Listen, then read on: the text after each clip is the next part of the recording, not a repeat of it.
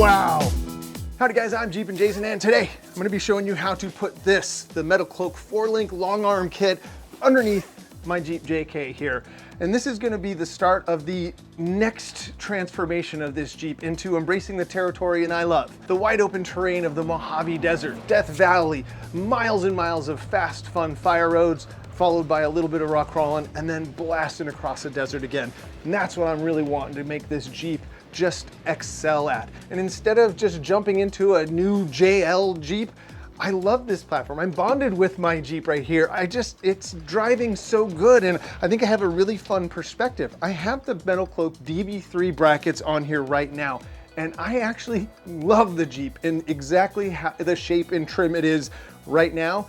This right here is just going to help elevate it and take it to the next level. The MetalCloak kit has all of the hardware. It looks like a very straightforward install. There's gonna be a lot of cutting, a lot of drilling, and a bunch of measuring, and that's the part where I think I can help you make this install a garage home run for you. The quick highlights of this kit: lower control arms, 2-inch DOM steel tubing, super strong, forged ends, plus the upper bar links are 1.5-inch DOM tubing. And the frame mounts are 1/4-inch steel plate, all angled to help deflect and not get caught up on obstacles. So I have a ton of confidence, since I've run the DB3 brackets and have been very happy with them, that this is just gonna take us everything up to the next levels, turning it from 10 to 11. And to get started, since I have the undercloak system, I'll pull all the bolts off to remove the middle main skid plate underneath this thing. And then after that, you start going around and getting the 18mm bolts all the way around the gas tank. Let's pop some of these off. We'll release that one. This is a common one to break on JKs. There we go. And I'm gonna use a floor-mounted transmission jack to help stabilize the gas tank to lower it back down. You could use a buddy and 2 jack stands, whatever technique is available best to you. A quick recommendation on the gas tank: run your tank low. You don't want a lot of gas sloshing around in there. So I ran it till just when the reserve light came on, and that's a manageable amount. Pro tip. So this is the epoxy repair on the vent return line for the filler neck, and it's holding up good. I did this a while ago, and this is the thing you got to be careful for. And if it breaks, I have a video where I share how I did this and made this happen for you. So I'll put a link to that in the description. Before removing anything, take a bunch of measurements. I want a reference for at least ride height and axle center point. Since we're going to be working on the frame rails right about where the jack stands would normally go, I got these 10-ton stands from a local parts store that have extra height to support the Jeep near the rear bumper. Then I drooped my junk to yank the springs out and re-supported the axle at about ride height to make connecting the new arms later on just a little bit easier.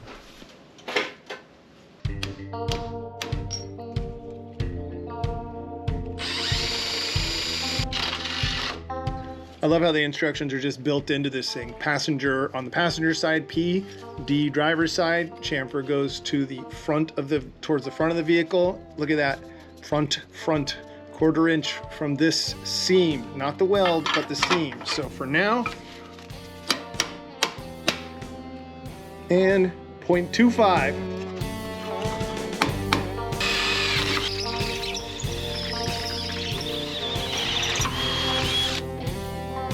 There's one more hole to drill, so I put the long arm bracket in place and snugged it up to get it marked. Removed it again, and then drilled the 1/2-inch hole. And a quick note, the driver's side bracket also needs a new hole on the bottom as well. I personally choose to remove the brackets while drilling to preserve that fancy zinc coating. I'll paint any bare metal on the frame later after the next step. All right, we're sneaking up on the part that I'm looking forward to the least, and that's where we're gonna remove all of the stock control arm bracketry on the frame rails here. And that means there's gonna be a lot of cutting and grinding, and then we'll paint that black once we're done. Obviously, now's a good time to get your gas tank out away from this area, but I thought I'd take a moment because I have a unique perspective to offer here. This is the MetalCloak DB3, and that's drop bracket 3 inches. And so you can see the upper control arm mount used to mount here, and now it mounts 3 inches down. See how that works?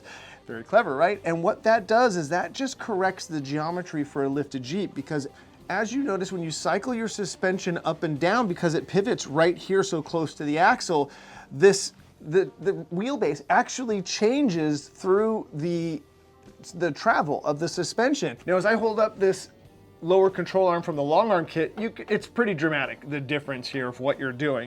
You're moving the control arm mount to way farther towards the front, the center of gravity of the vehicle. That just gives you so many amazing handling benefits to that. You'll get better high-speed handling. You'll get actually a ton more articulation because you just have all of this length. Now, one of the main features that I noticed of the DB3 bracket was how it has built into it an anti-squat feature to it. Because of the way the upper link on this thing is parallel to the ground at ride height, that gives you a kind of anti-squat in an off-road application. That's ideal. So if you're on a hill and you stop and then you have to get started again, having a lot of weight transfer to the back is really unnerving and can ruin all of your traction on the front tires as you try to climb. This is absolutely fantastic. Now, if you're building a drag car, you would want the lower bar to be parallel to the ground to get that weight transfer. So there's a ton of stuff at play, but this right here has been amazing. So being able to have driven this in all of these different iterations, and then finally, I'm looking forward to getting the long arms on here to see how it drives in what I call the ultimate configuration. Its full capabilities will be revealed, and I'm looking forward to that. So let's get going. We'll pull the DB3 off and start cutting and grinding.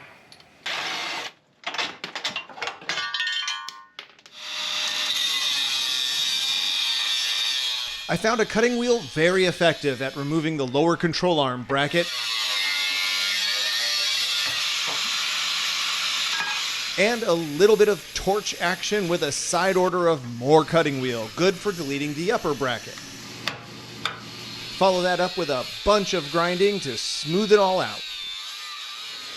Whew, can confirm that was my least favorite part of this thing so far. It's pretty awkward to get in there and get all of the angles cut everything off pretty good. It's not my best work, but it's, I think, good enough for now. Let me take you underneath here and share with you what we got. So lower brackets off on there. And over here, I had to take the exhaust pipe out to even get to this cut. And especially now I want to, paint it and finish it up, make it nice. So it just kind of snowballed into kind of a big pain in the neck kind of thing.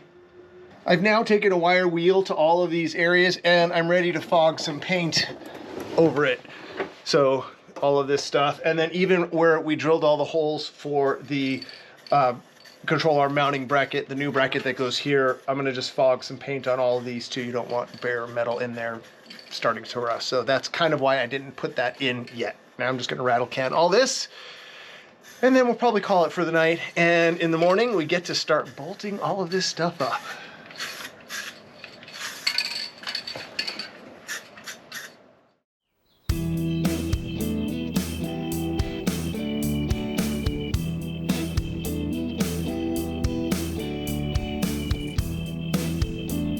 Now I'm going to bolt the new control arm brackets on, and it comes with these two shims. And so these go in just like that. And then this one goes in just like that, and they slot in right here. And these take up the space of the different places where the frame overlaps. Now it's time for some fun with flag nuts as we install these. And these things are kind of a fun puzzle. Putting them in the right hole to line up with the right bolt is kind of cool. So now we're coming in long distance right here from the hole that just got freed up from there, and we're going all the way to here.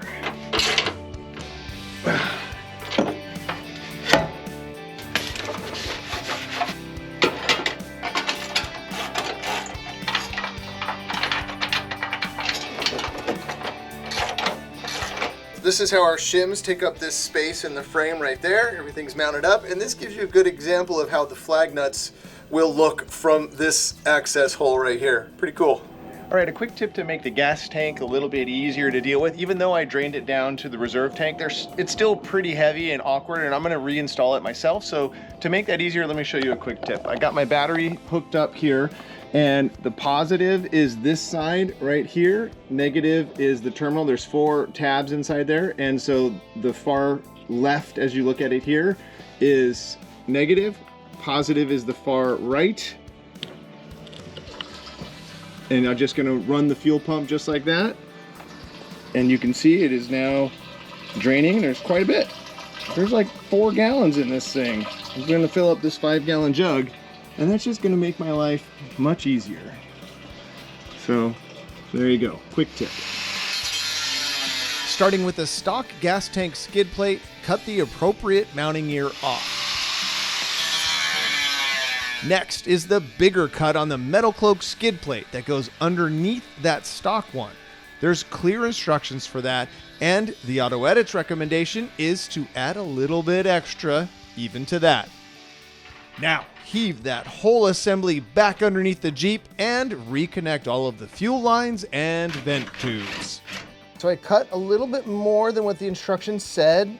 This bolt hole, this now gives you access to the putting the nut back inside here and putting a wrench on that thing.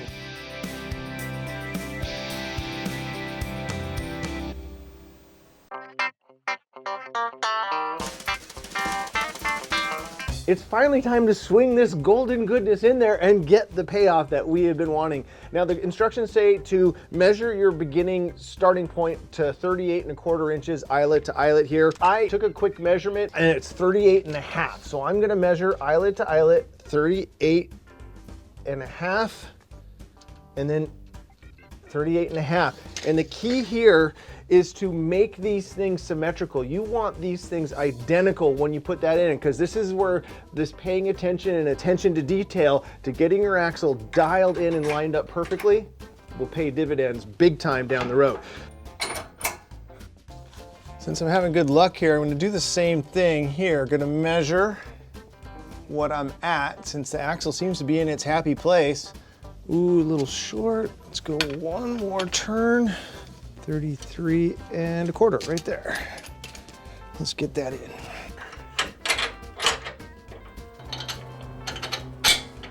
Then the flag nut that says F for front, I'm guessing, goes right on the inside of this guy. Everything is captured. I say we cycle it. And here is a great demonstration of how both the drop brackets on the left and the long arms on the right maintain near perfect alignment of the axle on the up travel, and only way down at the bottom can you see the true benefits of the long arms keeping the axle about an inch closer to the center line. Both setups I'm showing here are pretty darn good. After triple checking that the pinion angle was still perfect, it was time to stuff the coil springs back under the Jeep. Then up it goes to support its own weight. I'm installing a set of 16-inch suspension limit straps since my 6-pack shocks have so much down travel that they don't hold the springs in place at full droop. I simply drilled a hole in the control arm bracket on the axle and used a 1/2-inch threaded insert in an existing hole on the frame rails. Ended up working perfectly. Let's let her droop. All right, I'm really thrilled with this so far. Now that the Jeep is at true ride height, measure across the frame rails again to make sure that the axle is centered. Once you're certain everything is perfect, tighten all the suspension bolts and jam nuts on the control arms. While we're here, I'm gonna go ahead and pop the shocks off and go ahead and top up the nitrogen. It's been a little over a year and a couple of really big trips, so we'll do that. 150 PSI down there. Transferred the gas from my jug back into the Jeep and bolted the tires back on, bracing myself for the newly transformed suspension setup. Yeah.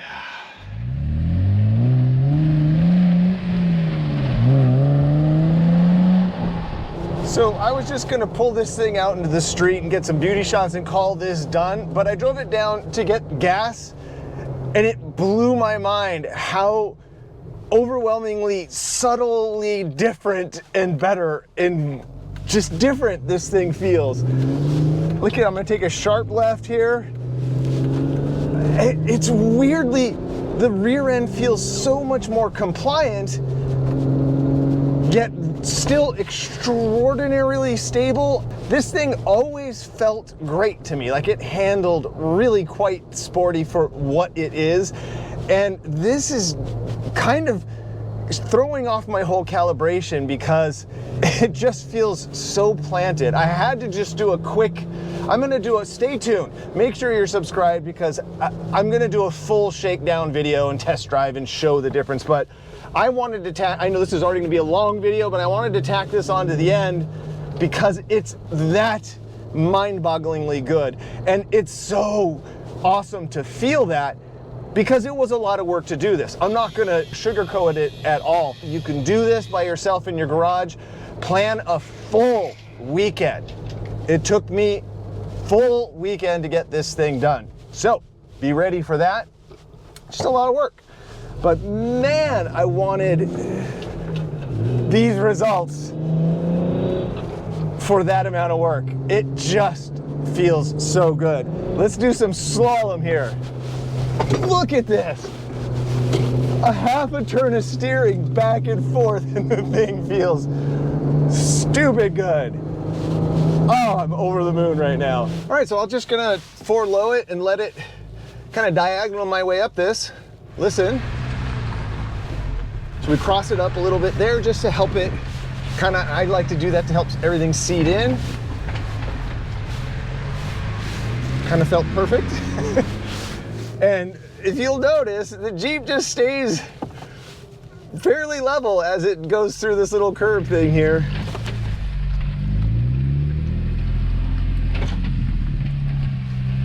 Oh my gosh.